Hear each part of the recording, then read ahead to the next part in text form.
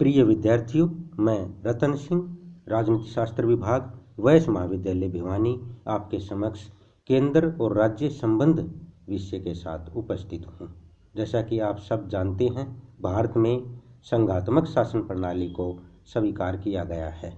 संघात्मक शासन प्रणाली में केंद्र और राज्यों के बीच शक्तियों का बंटवारा किया जाता है और भारतीय संविधान के द्वारा केंद्र और राज्यों के बीच शक्तियों के बंटवारे को स्पष्ट रूप से लिख दिया गया है। सामान्यतः केंद्र सरकार और राज्य सरकारों को एक दूसरे की शक्तियों में हस्तक्षेप करने का अधिकार नहीं है, परंतु इसका यह अभिप्राय बिल्कुल भी नहीं है कि केंद्र और राज्य एक दूसरे से पूर्णतः स्वतंत्र हैं। इनका आपस में कोई संबंध नहीं है, इनका आपस में कोई लेना देना नहीं है।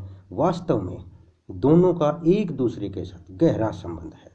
शक्तियों के बंटवारे के बारे में केंद्र तथा राज्यों में यदि किसी प्रकार का मतभेद होता है तो उस पर फैसला सर्वोच्च न्यायालय करता है, और यदि सर्वोच्च न्यायालय द्वारा केंद्र और राज्य द्वारा बनाए गए किसी कानून को संविधान के विरुद्ध घोषित किया जाता है तो वह कानून पूर्णतः रद्द हो जाता है।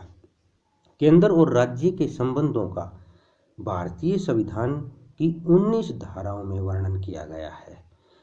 अनुच्छेद 245 से लेकर 263 तक में। अध्ययन की दृष्टि से केंद्र और राज्य संबंधों को हम 4 भागों में बांट करके अध्ययन करते हैं: वैधानिक, प्रशासकीय, वित्तीय तथा न्यायिक संबंध। इस वीडियो में हम केवल वैधानिक संबंधों के ऊपर चर्चा करेंगे। जहाँ तक वैधानिक संबंध की बात है तो वैधानिक क्षेत्र को भारतीय संविधान के द्वारा 3 सूचियों में बांटा गया है: संघ सूची, राज्य सूची, समवर्ती सूची। संघ सूची, इसमें राष्ट्रीय महत्व के विषय शामिल किए गए हैं। इन विषयों में प्रतिरक्षा, विदेशी संबंध, युद्ध और शांति, यातायात तथा संचार, रेलवे, डाक व तार, नोट व मुद्रा, बीमा, बैंक, विदेशी व्यापार, जहाजरानी, वायुसेना आदि राष्ट्रीय महत्व के विषय शामिल किए गए हैं, और इन विषयों के ऊपर कानून बनाने का अधिकार केवल भारतीय संसद को दिया गया है। राज्य सूची में ऐसे विषय शामिल हैं जिनके ऊपर कानून राज्य विधानमंडल बना सकते हैं। इन विषयों में सार्वजनिक व्यवस्था, पुलिस व जेल, स्थानीय सरकार, सार्वजनिक स्वास्थ्य, सड़कें, पुल, उद्योग, पशुओं तथा गाड़ियों पर टैक्स, विलासिता और मनोरंजन पर टैक्स आदि महत्वपूर्ण विषय आते हैं। समवर्ती सूची में जो विषय हैं उनमें विवाह, विवाह विच्छेद, दंड विधि, दीवानी कानून, न्याय, समाचार पत्र, पुस्तकें तथा छापाखाना, बिजली, मिलावट, आर्थिक तथा सामाजिक योजना और कारखाने आदि ऐसे विषय हैं जो समवर्ती सूची में दिए गए हैं। इन पर कानून बनाने का अधिकार केंद्र और राज्य दोनों को प्राप्त है। यदि एक ही विषय पर केंद्र तथा राज्य कानून बनाए और उसमें टकराव पैदा हो जाए तो ऐसी परिस्थिति में केंद्रीय कानून को प्राथमिकता दी जाती है और राज्य सरकार द्वारा बनाया गया कानून उस सीमा तक रद्द माना जाता है जिस सीमा तक वह केंद्रीय कानून का विरोध करता है। इन 3 सूचियों के अलावा ऐसे विषय जो किसी भी सूची में शामिल नहीं हो पाए उनको भारतीय संविधान के द्वारा अवशेष शक्तियां माना गया है और इन पर कानून बनाने का अधिकार संसद को दिया गया है। जबकि अमेरिका और स्विट्जरलैंड आदि संघात्मक शासन वाले देशों में इन विषयों के ऊपर कानून बनाने का अधिकार संसद की बजाय राज्य सरकारों को प्रदान किया गया है।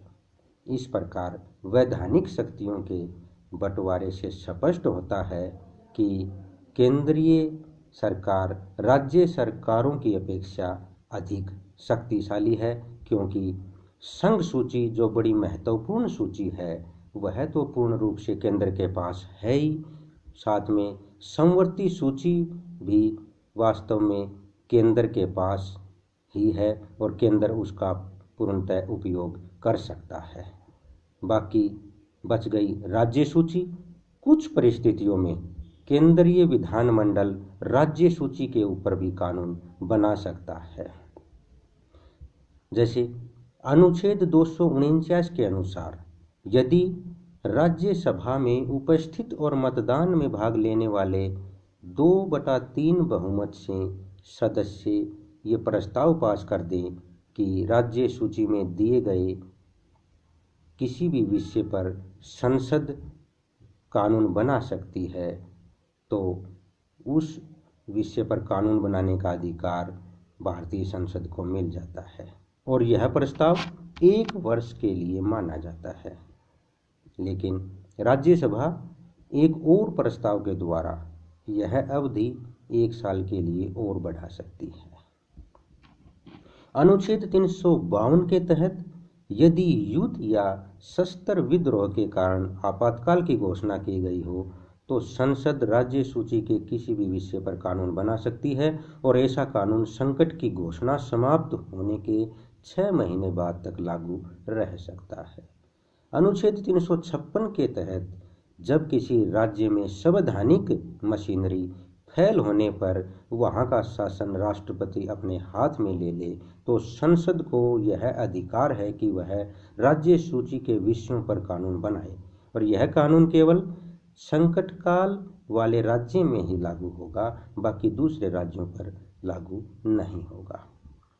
2 या 2 से अधिक राज्य अगर मिलकर प्रार्थना करें कि राज्य सूची में किसी विषय पर कानून बनाने का अधिकार संसद अपने हाथ में ले, यह विषय राष्ट्रीय महत्व का है, तो संसद उस विषय के ऊपर कानून बना सकती है। लेकिन इसमें ध्यान रखने योग्य बात यह है कि यह कानून केवल प्रार्थना करने वाले राज्यों पर ही लागू होगा, बाकी दूसरे राज्यों पर लागू नहीं होगा।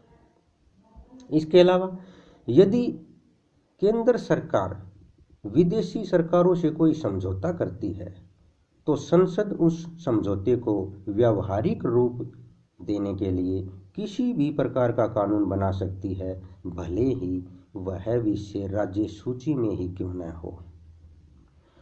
इसके अलावा राज्यपाल राज्य विधानमंडल द्वारा पास किए गए किसी भी बिल को राष्ट्रपति की स्वीकृति के लिए सुरक्षित रख सकता है और राष्ट्रपति ऐसे बिलों को स्वीकार कर सकता है या अस्वीकार भी कर सकता है।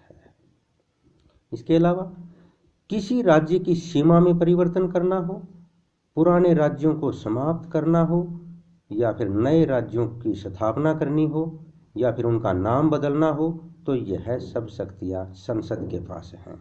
संसद यह सब कार्य अपने साधारण बहुमत से कर सकती है। इसके अलावा राज्यों में विधान परिषदें स्थापित करने, समाप्त करने का अधिकार भी संसद के पास है। यदि राज्य की विधानसभा अपने राज्य में विधान परिषद की स्थापना करने या समाप्त करने का प्रस्ताव पास करके उसे संसद के पास भेजे तो संसद कानून पास करके उस राज्य में विधान परिषद स्थापित कर सकती है। इस प्रकार स्पष्ट है कि केंद्र वैधानिक संबंधों में बहुत शक्तिशाली है और केंद्र अपनी इच्छा को राज्यों पर थोप सकता है।